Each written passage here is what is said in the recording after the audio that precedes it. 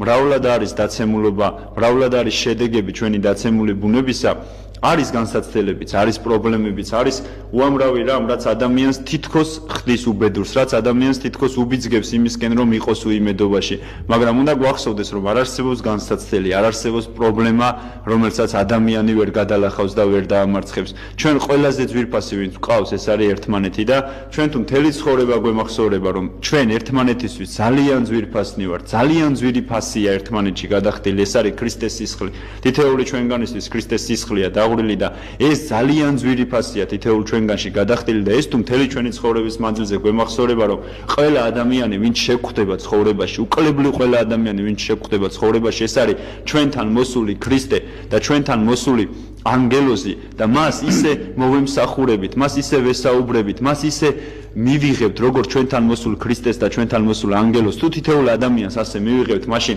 ჩვენ აუცილებლად გამოვჭედავთ ბედნიერებას, ჩვენ აუცილებლად ვიქნებით ბედნიერნი, იმიტომ რომ ბედნიერება არის ერთმანეთში. ბედნიერება არ არის არც სრა სასახლეებში, ბედნიერება არ არის არც ოქრო ვერცხლში, არც კარგ საჭმელსა თუ კარგ სასმელში, იმიტომ რომ უამრავი ადამიანი მინახავს და ჩვენც გვინახავს, რომელიც სრა სასახლეებში ცხოვრობენ, უამრავი ოქრო ვერცხლი აქვს, შეიძლება კარგი საჭმელი სასმელიც, მაგრამ უბედურნი არიან.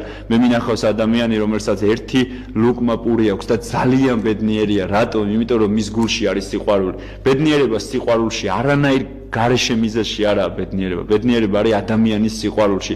როგორც 60-ში არა, ბედნიერება იყო ადამსა და ევას სიყვარულში. 60-ის გარეთ უბედნიერესნი არიან ადამი და ევა საკუთარი ერთობითა და სიყვარულით, არა? ანუ ადგილი არ აქცევს ადამიანს ბედნიერად. ადგილმა ვერ აქცია ადამი და ევა, მხოლოდ ადგილმა ბედნიერად. თუ არ არის სულთა ერთობა და სულთა თანხმობა, თუ არ არის, ადამიანი ვერ იქნება ბედნიერი. ადამი და ევა 60-ის გარეთ არის ბედნიერი, იმიტომ რომ იქ მოხდა სულთა ერთობა და სულთა თანხვედრა.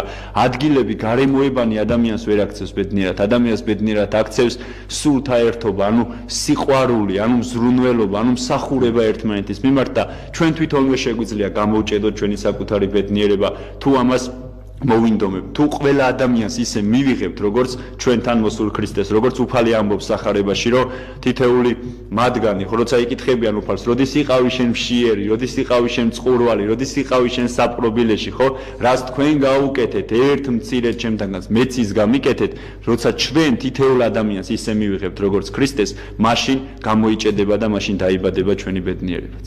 დიდი მადლობა და სამწუხაროდ ბოროტმა ისე მოაწყო ის ყველაფერი, რომ ანუ ყველაფერი შეიძლება ბოროტს ვაბრალებ და ჩვენი ცუდი ხასიათი